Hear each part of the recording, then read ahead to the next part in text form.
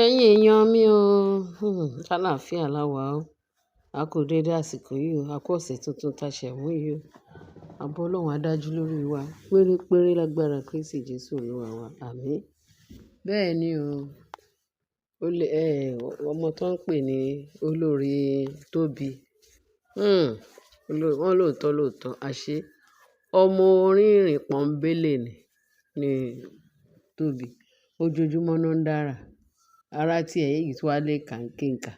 Wọ́n á dẹ̀ máa hùwà. Òun àti Ashley ni mo máa ń rí àti even ìyá tó jẹ́ ìyá wọn pátápátá. Èwo lè wó nu wọn gan pàápàá. Wọ́n á dẹ̀ máa hùwà bíi pé ṣé Ọlọ́run dá ọpọlọ sí wọn lágbárí ni àbí àwọn Ọlọ́run dá wọn dáadáa. Torí Bíbélì sọ fún wa pé gbogbo ohun tó Ọlọ́run dá pé dáradára. Ṣùgbọ́n àwọn náà wá sílé ayé because of bọ́n ṣe ń tọ́jú gbogbo nǹkan tí ò yẹ kó ń tọ́jú bọ̀. Òun ló ń change memory wọn, tó ń change gbogbo àwọn nǹkan dáadáa tó Ọlọ́run ti dá sí wọn lára.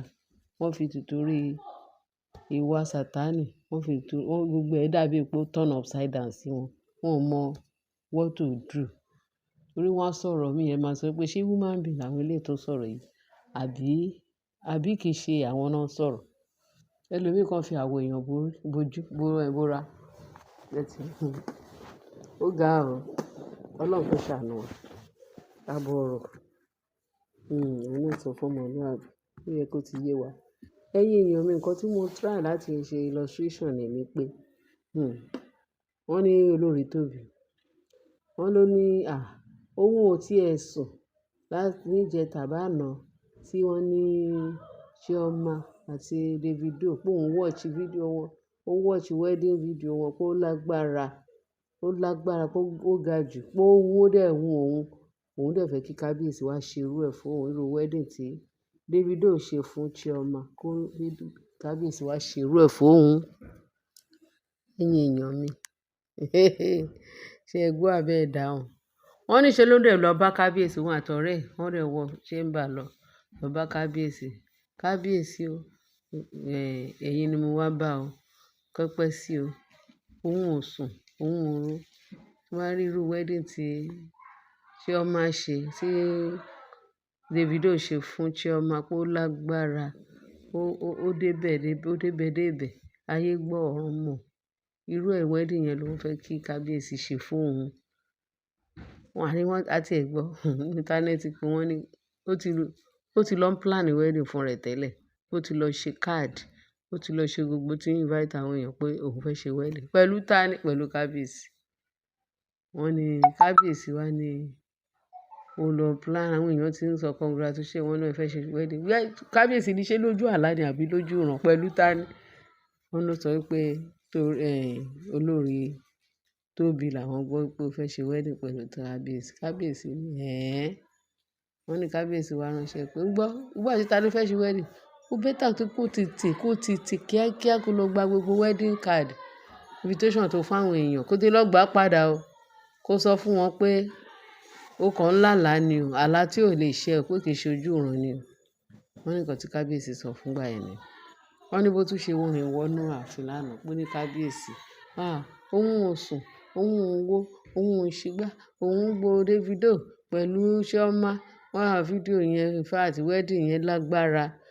Tẹ bá rí ríǹgì lásán tó wà lọ́wọ́ tí Davido rà fún Chioma. Pé wedding yẹn ó wọ $300,000.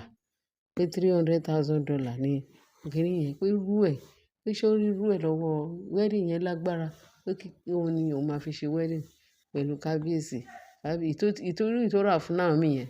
Pé èyí tó máa tó rà fún òun kó dá ṣe kíní kó lágbára ju ti Naomi lọ. Kíní kan. Wọ́n ní ṣe ni kábíyèsí wá ń wò pé ṣé èèyàn làwọn eléyìí àbí irú kí leléyìí tó ń gbé. Irú túláàsì wo ló ń gbé wọ ààfin báyìí o. Ṣé àwọn eléyìí normal báyìí? Wọn ò wá normal mọ́. Wọ́n ní kábíyèsí kan wò ó tí ìyanu ti ya. Pé òun àtọ̀rẹ́ ẹ̀ náà ti ẹ̀ jọ wá. Pé ìyẹn nìyẹn náà tó wá ń wo olórí Tóbi lọ́ba, ó ń wò níran. pẹ̀lú gbogbo bó ṣe ń display fún kábíyèsí. Kábíyèsí ẹ jọ̀ọ́, òun máa ṣe kíni, òun máa ṣàwo, òun máa ṣe kíni. Ní kábíyèsí wá sọ fún pé pé wá, pé tóun bá tiẹ̀ fẹ́ ṣe wedding tóun fẹ́ ṣe, tó kù òun kù láti ṣe wedding láyé lọ́run, pé kò sẹ́lòmíì, kò dẹ̀ sórúkọ míì ju Naomi lọ tóun bá fẹ́ ṣe wedding fún èèyàn.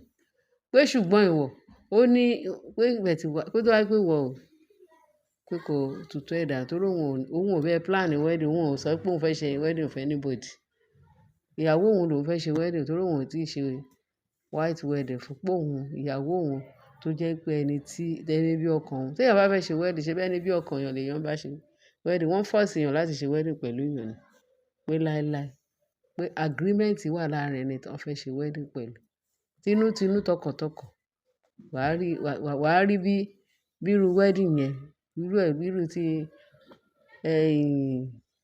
Chioma àti Davido, pé irú wedding yẹn agreement ni. And moreover, o lè fi Queen Naomi wé ara ẹ̀ wéwọ̀, because ìwọ ò mọ irú sacrifice tí Naomi ṣe fún òun láyé yìí. Naomi ó ti go lot of kí ló ń jẹ́ qualification tán lè fi gbogbo nǹkan pátápátá tó ti sacrifice fún òun, tóun lè fi ìtorí ẹ̀ sọ wípé ọmọ yìí ó deserve ẹ̀. Pé irú wedding tán ṣe fún èèyàn nìyẹn. Téèyàn bá tán ti mọ irú èèyàn téèyàn jẹ́, lèèyàn máa fi tinútinú ní ṣe wedding fún. Kì í ṣe pé bóyá kó kàn jí láàárọ̀, kó jẹ ṣúgà tán kó ní wedding ló wù òun láti ṣe kó kàn bẹ̀rẹ̀. Ó mọ nǹkan téèyàn ń rò kéèyàn tó bá èèyàn ṣe wedding together. Agreement ló ń jẹ́ bẹ́ẹ̀. Wọ́n ní ìwọ wá sọ wípé kí èmi bẹ́ẹ̀ ṣe wedding. Kí ni sacrifice tí ìwọ ṣe fún mi? O fẹ́ fi Naomi wé. Tí ẹ gbọ́ náà, Davido tó ń sọ, ìyàwó Davido Chioma. Ìwọ ò mọ̀ pé ọmọ yẹn ti ṣe sacrifice ńlá fún Davido. Ìwọ ò mọ nǹkan tí girl yẹn pass through ní life Davido.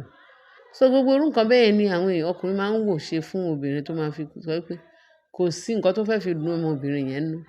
Òun ni kó satisfy ẹ̀ pẹ̀lú gbogbo nǹkan tó need kóun fún, kóun lè fi dùn ún. Ìwọ dẹ̀ ní títí wọ tó ń sọ irú sacrifice tí ìwọ ṣe fún èmi o. Tó ṣe fún èmi o, tó fi rán fún mi ní condition pé lágbájá wedding, lágbájá tẹ̀mẹ̀dù wedding irú ẹ̀ ló fẹ́ ṣe. Kò sọ. Kọ́mọ̀ pé o ṣe, ó ní wọ́n ló sọ pé Davido, rí pé Davido pé ó bí ìbejì, torí ìbejì tó bí fún Davido yẹn Chioma, pé pẹ̀lú nǹkan tí kábíyèsí fẹ́ ṣe gbogbo nǹkan yẹn. Wọ́n ní kábíyèsí rẹ́rìn-ín. Ó ní o tún fẹ́ fi ti Davido wé, ó fẹ́ fi Chioma wé. Tún wà another sacrifice tó tún ṣe. Pé ṣé ìwọ tó jẹ́ pé ṣebí Davido ló ní àwọn ọmọ tó wà lọ́wọ́ Chioma. Davido ló bí nǹkan ẹ̀. Kó fẹ́ fi ìbejì ti Davido wé wọ̀. Ìwọ tó jẹ́ pé ìgbà tó bí tiẹ̀ pé wọ́n ní kán á ṣe DNA because tí ẹni bá ń nú. Ṣé ti David gbọ́ pé ó ní bá ń nú? Ti David ò ní bá ń nú. Ìwọ wọ́n ní kó ṣe DNA, onílá kó ṣe. Wọ́n ní kó lọ ṣe ti traditional kìíní, olóòṣe. Kí wá ní ìwúrí tóun fi sọ pé torí pé ó ti bí ìbejì, therefore fi wá ṣe wedding tó lágbára fún ẹ.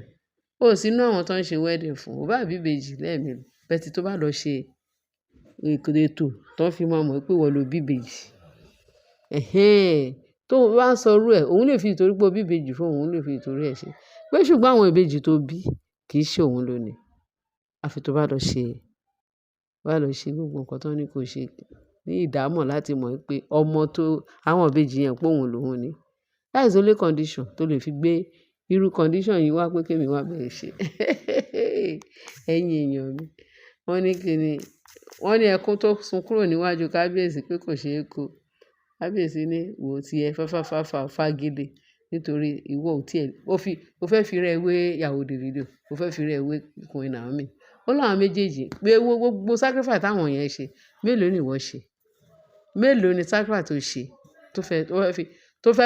tó fẹ́ fi fún ẹ ní qualification pé kàn ṣe wedding fún ẹ? Ó rí pé ó ti ṣe.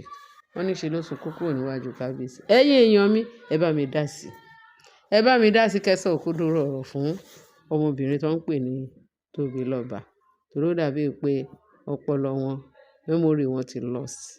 Wọn mọ nǹkan tó sọ. Wọ́n á lè máa gbé ìgbékúgbé wá síwájú kábíyèsí. Eré àsọ nonsense tó wọ́n á sọ nonsense. Ṣé irú àwọn èèyàn, ṣé irú yàn làwọn yẹn? Kábíyèsí ẹ máa wò ó tí Ọlọ́run akọ̀yìn mọ̀ ṣe. Bẹ́ẹ̀ ni. Ẹ ṣé gan ẹ̀yin èèyàn mi, ẹ bá mi like, ẹ bá mi share, ẹ bá mi subscribe. Kí ẹ lè bá mi fi tó kù sí comment section. Ẹ ṣé bẹ́ẹ̀ ṣe ń tẹ́tí sí wa. Bye.